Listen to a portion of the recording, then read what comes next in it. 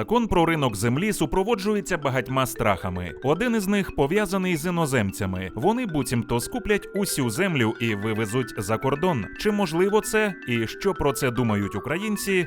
Дивіться далі.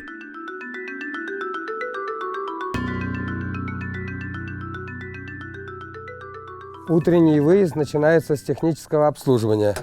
Доливаем воду в радиатор. Трактор старенький.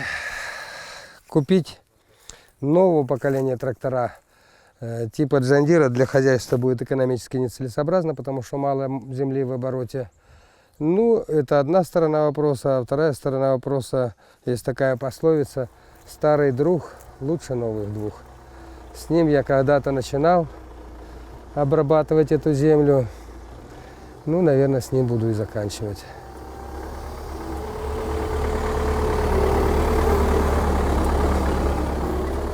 Ну, свою землю обрабатываю сам. Жена помогает вести бухгалтерию, тесть помогает ремонтировать железяки.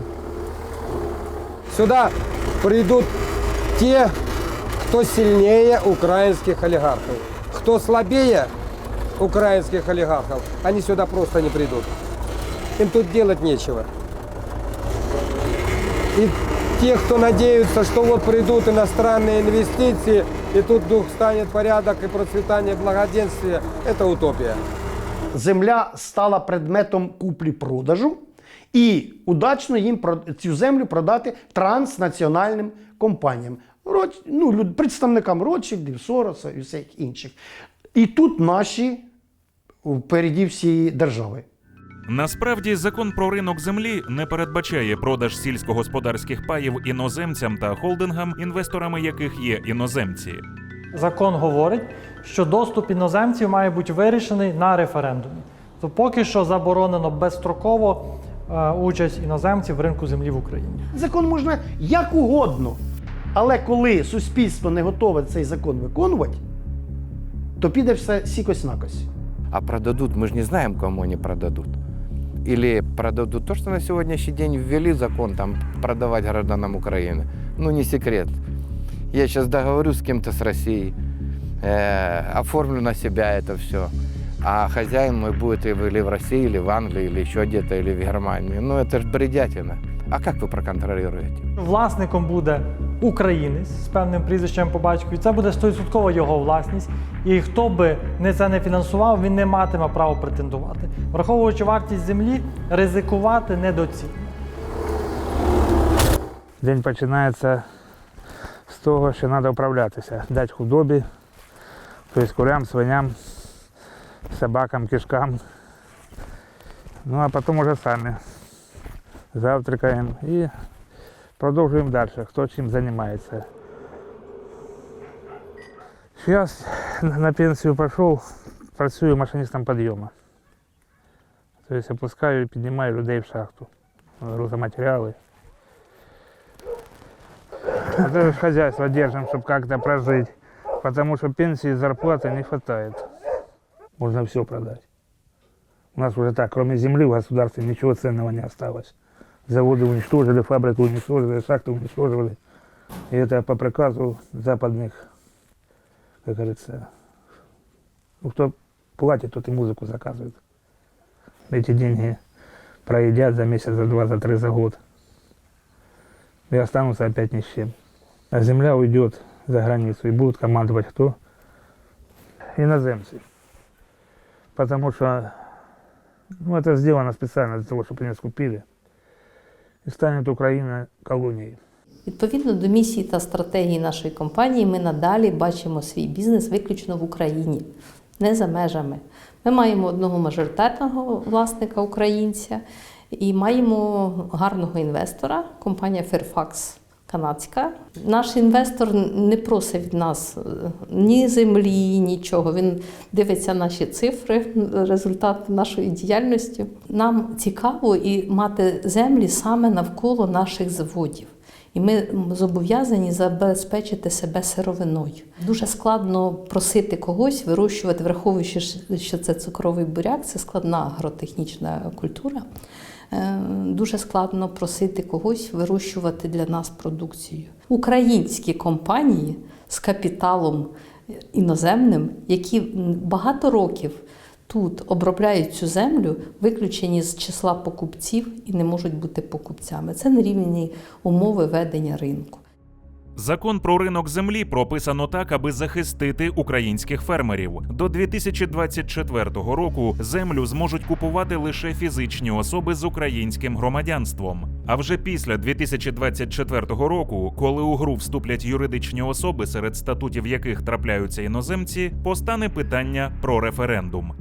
Просто відключувати іноземців, я вважаю, що це неправильно. Є багато компаній, AgroGeneration, другі компанії, які працюють вже 10, 15, 20 років на цій землі, допомагають в селах і так далі, які відносяться дуже відповідально до обробки землі і так далі. І чому би ні? Знаєш, я цього не розумію. Мало хто розуміє, що відсутність ринку сільськогосподарських земель дуже сильно стримує інвестування в сільське господарство і взагалі розвиток тих галузей сільськогосподарських, які дають високу додану вартість. Весь південь України зараз страждає від посухи, але створення меліоративної системи – це інвестиції в інколи сотні тисяч гривень на гектар. Скажіть мені, будь ласка, підприємець буде інвестувати це в землю, яка йому не належить, яку він може втратити там через декілька років? Очевидно, що ні. Фактично вся продукція з високою доданою вартістю, вона вирощується там, отримується там, де є власність на землю. От поки ми це не зрозуміємо, у нас Україна матиме лише сировинне сільське господарство, яке виробляє таки те, що можна швиденько посіяти, прибрати, експортувати, але нічого не вкладати в землю і ту навколишню сільську інфраструктуру, яка там знаходиться.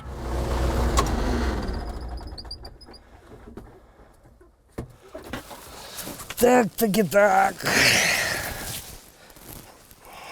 Старые саудеповские катки. Техника еще из прошлого века. Этот агрегат называется катки, сцепка катков. Он предназначен для каткования посевов, уплотнения грунта. Поевщиков у меня сейчас один. Осталась одна женщина, которая просто не хотела уходить от меня и попросила, чтобы я все-таки обрабатывал ее землю.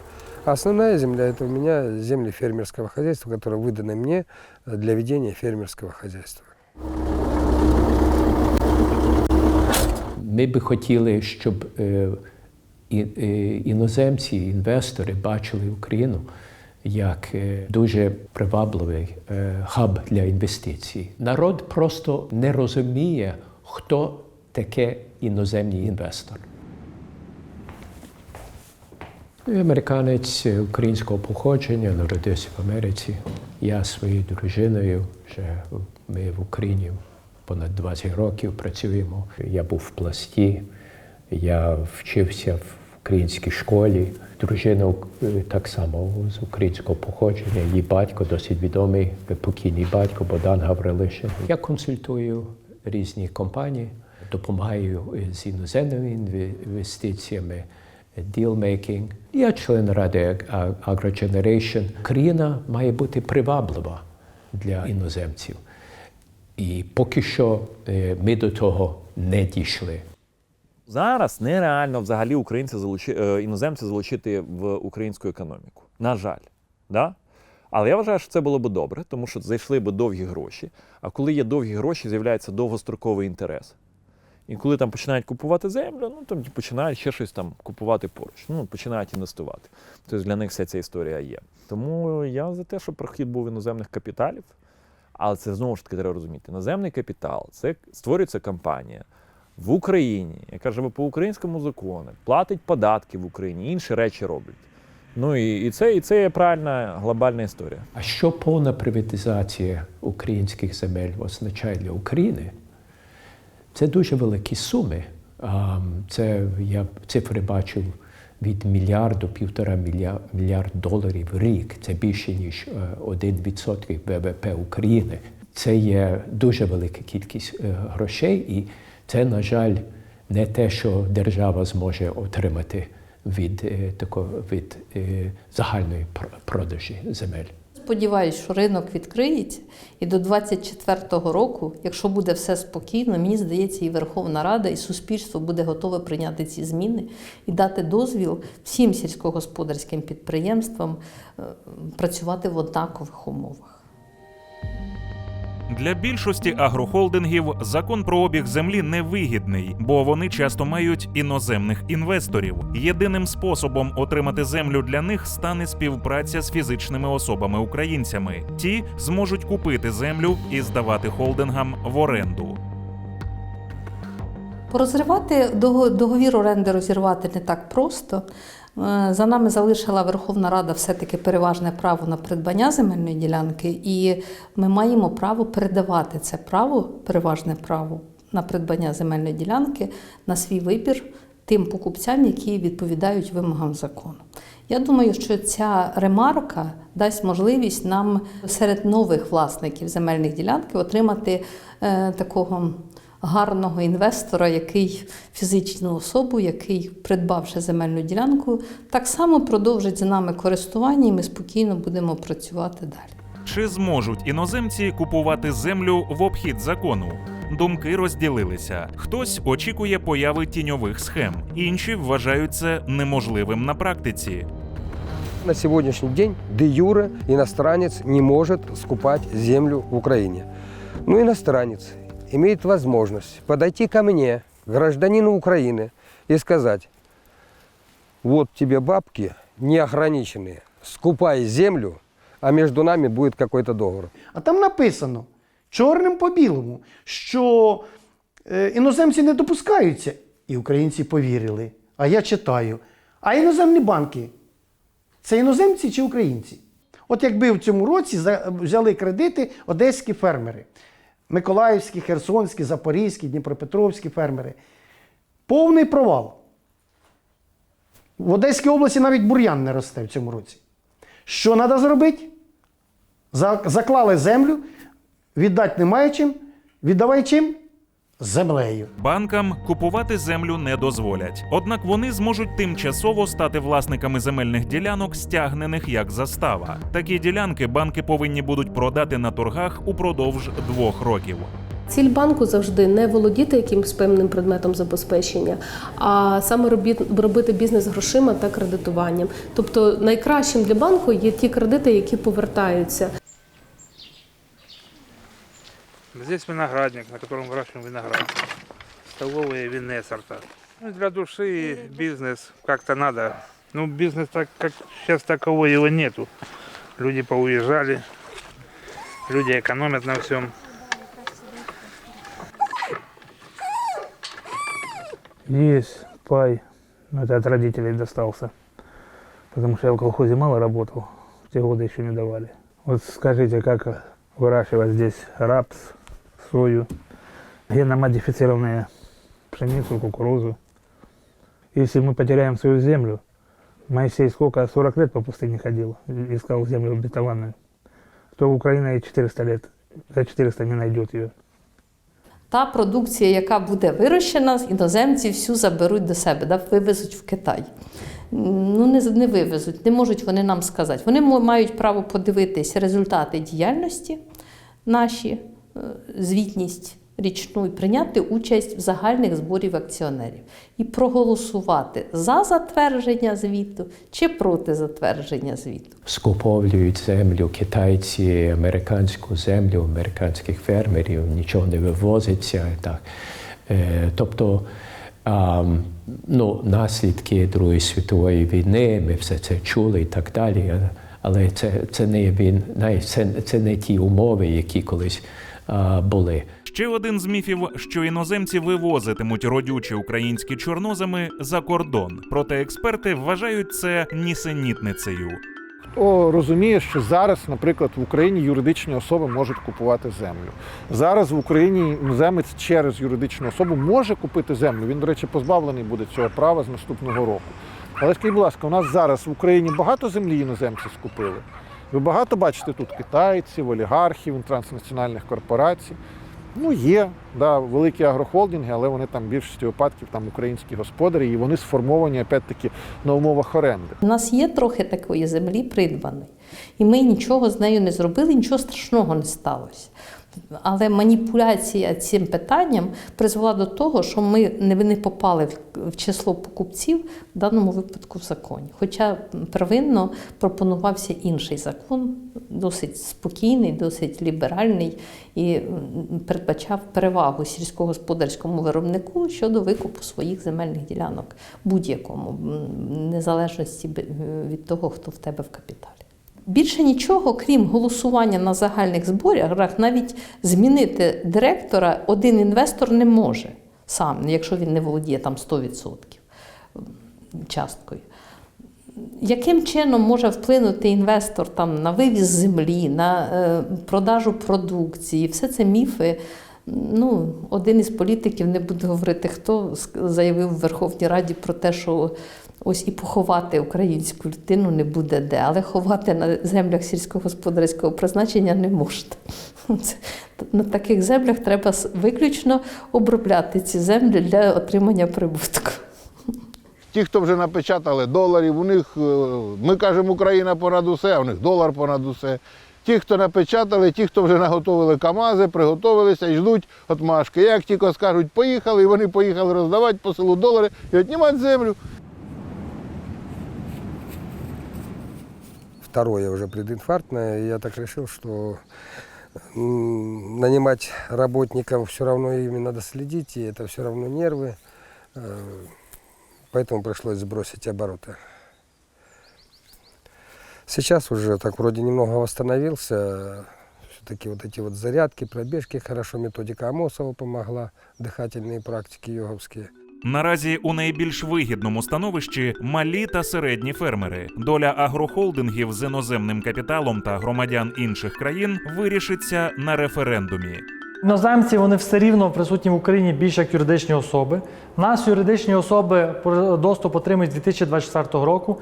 Недоцільно проводити опитування раніше. Тому рішення про проведення референдуму логічно чи не проведення приймати в 2023 році, тому в числі враховуючи, як вже буде йти ринок, які будуть суспільні настрої, то буде вже відома аналітика, і тоді можна буде прийняти більш зважене рішення. Показують соціологічні дослідження, українці більше того виступали проти земельної реформи в тому контексті, який пропонувала влада. А щодо іноземців, то там фактично порядка 80% українців проти того, що були допущені іноземці.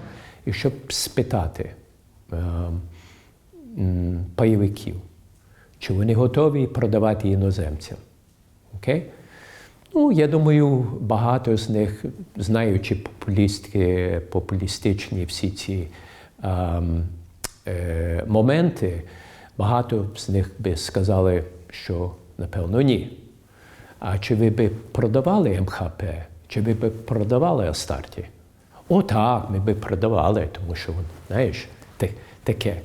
А коли ти задаєш питання, а як ви вважаєте, а підприємствам, у яких засновником є Астарта, можна передавати землю? Так, ну ми ж в Астарту гарно знаємо, це вже Астарта наша, і було б гарно, якби всі сільськогосподарські підприємства мали право купувати землю.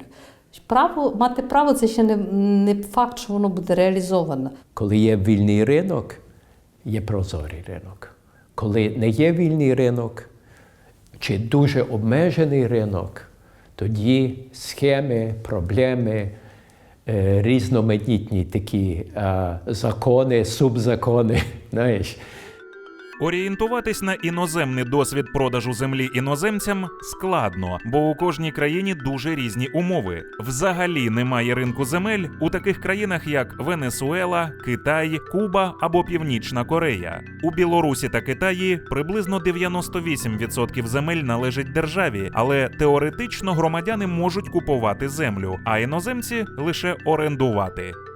Є країни, де ринок землі відкритий, проте напряму іноземці купувати землю не можуть. Це Азербайджан, Албанія, Вірменія, Іран, Казахстан, Корея, Марокко, Молдова, Нігерія та Росія. Відкритий ринок для іноземців, але з обмеженнями у багатьох країнах ЄС, а також у таких країнах, як Аргентина, Бразилія, Грузія, Канада, Румунія, Туреччина та Японія.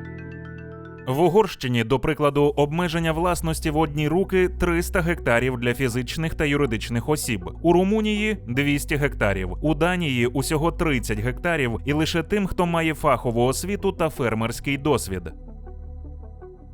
Порівняно з Україною, в якої за законом можна буде продавати в одні руки до 10 тисяч гектарів, європейські обмеження надто суворі. Проте це може бути зумовлено малими площами самих країн та іншою структурою фермерських господарств. Крім того, у більшості європейських країн немає обмежень на придбання сільськогосподарських земель юридичними особами та немає обмежень на їх бенефіціарів. Відкритий ринок землі для іноземців в Австралії, Австрії, Бельгії, Великобританії, Естонії, Ірландії, Іспанії, Італії, Нідерландах, Німеччині, Португалії, США та Чехії. Для продажу землі відсутні будь-які юридичні обмеження у більшості країн-членів ЄС. Податок на доходи від продажу землі варіюється від 2 до 6-8%. У деяких країнах при придбанні землі молодими фермерами такий податок знижений до 0%. Можна багато сперечатись. Іноземні інвестори – це добре чи погано? Проте наразі це питання взагалі не стоїть. Закон забороняє іноземцям купувати землю. Також Україна запроваджує дуже жорсткий контроль за покупцями земель та їх бенефіціарами. Покарання за порушення законодавства про обіг земель в Україні чи не найжорстокіше – конфіскація ділянки, що відразу робить зловживання для гіпотетичних порушників занадто ризикованим. А от чи буде винесений дозвіл іноземцям купувати землю на референдум і коли його будуть проводити, покаже час. Умови регулювання ринку для України зараз, скажімо так, Україна обрала собі доволі жорсткі. Володіти поки що зможуть, по суті, набувати право власності перші роки тільки громадяни України, потім будуть юридичні особи, які засновані тільки громадянами України. Тому лякатися, що тут якісь олігархи іноземні скуплять всю українську землю, не треба. Має створитися умови, за яких цей законопроект буде діяти і діяти в інтересах громадян України. Власне, той законопроект, я знову ж таки повторюсь, який був прийнятий Верховною Радою, він більш-менш відображає інтереси дійсно громадян України і людей, які будуть працювати на цій землі. Наши старые агрегаты стоят в ту пору, когда мы обрабатывали большие объемы земли, большие, 400 гектар. Земельная реформа, если она делается правильно, если там во главу угла поставлены интересы экономики, интересы нации, интересы государства, тогда это хорошо. Вот, допустим, требуют МВФ, другие международные организации, требуют ввести рынок земли. Без проблем, давайте введем рынок земли, дайте денег. Дайте денег на тех условиях, как вы давали полякам при введении рынка земли. Тогда у нас будет нормальный рынок земли, тогда у нас будет подъем экономики.